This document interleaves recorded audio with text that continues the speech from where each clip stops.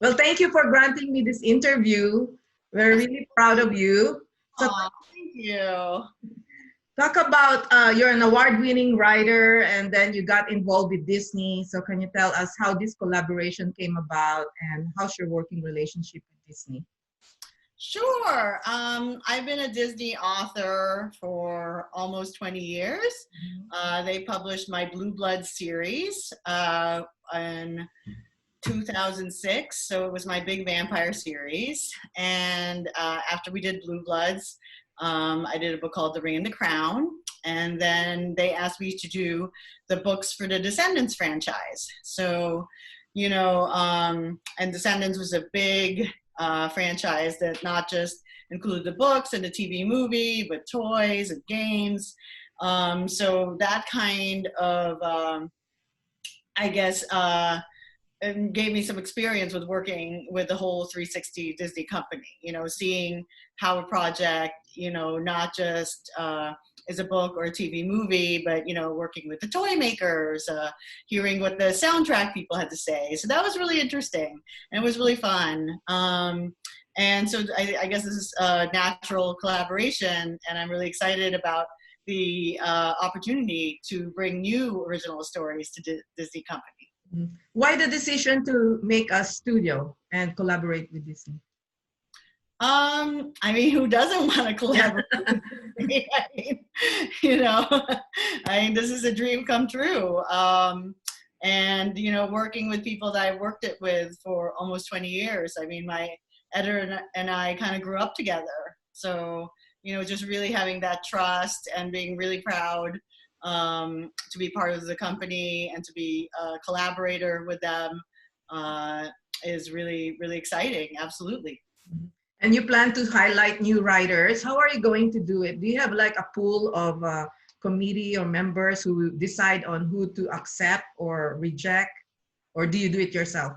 I can't really speak to that yet because we're not quite sure what the process is yet, but yeah, we just started, so we don't really know how we're gonna go about it. We actually had a call today to talk about that same question. And your studio will be based in Burbank as well? It will be, I don't know if it's really based anywhere. I mean, my editor is in New York and I'm in Los Angeles. So, and we've always worked that way where, we're West Coast, East Coast. I mean, it's a global company. So I would say it's just based in Disney, wherever Disney is. Yeah. So talk about also how you started. You grew up in the Philippines, right? So in Manila. So when you migrated here with your parents as well, was it really your dream to be a writer? Was it your first dream? Did any of your parents influence you? Were they writers too? No, both my parents are bankers. So my dad was an investment banker and my mom worked for Bank of America. And but they always encouraged me to follow my creative aspirations. So I had wanted to be a writer since I was 11 years old, and they always encouraged me. I won some poetry contests when I was in high school. My mom would drive me. And then when I moved to LA from New York, I didn't know how to drive. So my dad would take me to all my Hollywood meetings. He would drive me to the studio lots and he would sit in the car and he'd tell me what celebrities he saw. So yeah, they were very, very encouraging. Mm-hmm. What made you decide to become a writer at 11 years old? What triggered it? I love books. I love to read. I was a very introverted kid. I'd rather read. I was always the kid with the book rather than going to the party, or I'd go to the party with a book. And I just really loved reading and I wanted to be part of that. And when I discovered that you could, not only write books, but publish them, that was something that I really wanted to do. Mm-hmm. And what are your memories of growing up in the Philippines? Did anything in the Philippines influence you to become the writer that you are today? I don't know if it influenced me. I mean, it's so much part of me. I grew up in the Philippines since I was 13. So, my elementary school was there. My memories of childhood are of the Philippines. I think my sense of humor is very Filipino, which I'm very lucky to have, because I think Filipinos, kind of take it a little easy, and we're, especially my dad was a really kind of like happy, he would say he was a happy-go-lucky kind of guy. And I think also our love for Disney definitely started in the Philippines. We went to America for vacations, and Disneyland and Disney World were such a huge part of it, and we just love Disney. And I remember when I did Descendants, I told them, oh my God, this is such a dream come true to be part of, the Disney universe, and to be able to write about characters that I grew up loving. And I knew Disney so well. So I think, being a Disney kid did start in the Philippines. Mm-hmm. Have you ever gone back to the Philippines recently, or? I went back for a book tour about eight years ago. And then I also went back when my cousin got married. I think that was maybe 5 years ago. But I haven't been back in a while. So both your parents are from Manila? Yes, they are. Yep. Mm-hmm. So how was it starting as a Filipina writer in the mainstream America? What were the challenges you encountered, and how did you overcome them? I don't know. I went to high school here in college. I went to college at Columbia, and I was in New York. I don't know. I feel like I don't think there was a challenge, really. I was a college graduate. I was writing for small newspapers and publications. I think people are really open to hearing from writers, and what I always heard was everybody is so excited for new talent. And I say that to people all the time, especially in Hollywood, everybody's just looking for the next, a great fresh voice. So I would encourage kids who want to be writers, not to hold anything back, just keep on trying. I think because I was confident, from my parents, instilling me a sense of confidence and hard work and diligence, and, especially being in New York, I don't think it was really an obstacle. Mm-hmm. So you lived in New York before you came to Los Angeles? Yes. What was the reason why you came to Los Angeles, and how is it living in Los Angeles? My parents were in Pasadena, and I wanted to be closer to them. Mm-hmm. And how is it living in Los Angeles compared to New York? I like LA.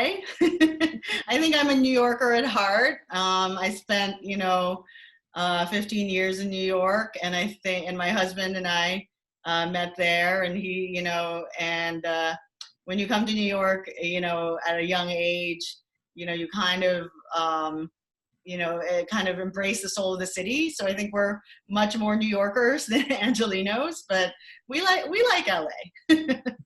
And you mentioned your husband, who's also an author. Mm-hmm. How is it working with another writer? Is there competition between you, or you collaborate on projects? We're not competitors. We're each other's biggest fan and supporter. We've written a book together. He writes science fiction and fantasy, and I think it's actually great because we speak the same language. We speak the language of books, and we're trying to get our kid to kind of love books as well. She's reading Dune now, which we're very excited about because that's one of our favorite books. Mm-hmm. How old's your kid? Is a daughter? Our daughter is 13. Oh, okay. And she's also going to that route of writing? No. Well, not yet. Who knows? Yet. She's 13. Uh-huh. So are you familiar with the myths and legends of Philippines in the Philippines? And are you planning to incorporate that in one of your books, future books or something? I think so. I've been trying to do a little bit more of that. I think I wrote a short story set in the Blue Bloods world with a Filipino vampire, which was really fun.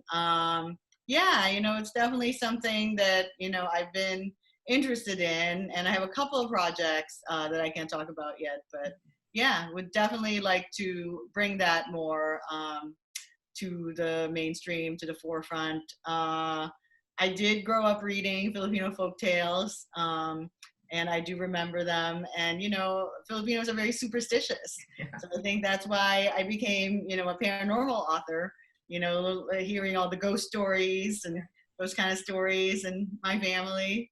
So, yeah. Were you scared by your, like usually the grandparents say, don't go there, there's a multo or aswang. Did you hear those stories as well when you were growing up? Oh yeah, definitely. Yeah, and I think, being open to that supernatural side, and being open to superstition and that kind of thing. Yeah, I think it's actually good for fantasy writers to have grown up that way. And before you became a writer, you were also working in the bank and you also work as a nanny. So can you talk about the No, experience? I was not a nanny. Oh, I was a computer consultant. okay. But I did have a childcare gig when I was in high school. Oh, okay. So how was that experience transforming into a writer? What made you decide to become a full-time writer? It was the only thing I really liked to do. I lived in New York, so I needed a day job. I needed to pay the bills, so that's why I worked in computers. And then on the side, I was writing. And then when I was able to support myself on my writing, that's when I started writing full time. Mm-hmm. Who among our current writers now that you admire and inspired you as well? I was a huge Stephen King fan. I think he was very, very inspiring, and he's such a lovely, lovely person. I had the pleasure of meeting him once at a writers' conference, and he was just so generous and just wonderful. And I grew up reading his books, and I just think he's just amazing. Mm-hmm.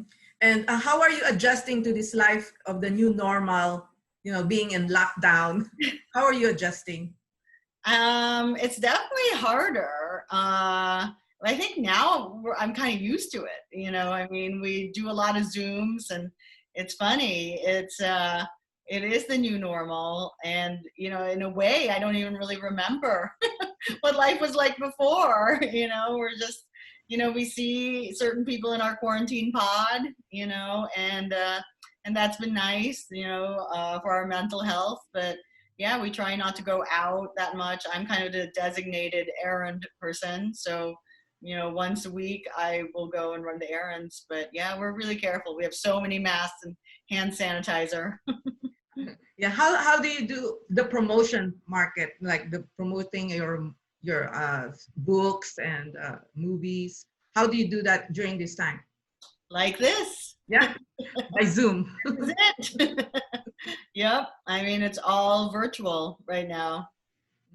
So what would you advise future Filipino aspiring writers to be able to make it to mainstream, just like you who idolize you? What would you tell them? I mean, I think I would tell them to not give up. And, I mean, I would tell them the same thing I would tell any young writer is just to write what you know. Or what you don't know even, and just do your best, follow directions, I would say, because a lot of literary agents, kind of have kind of directions on how to submit.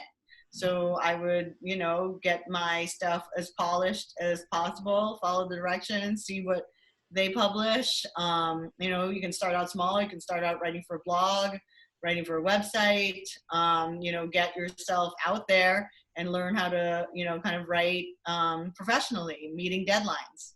Mm-hmm.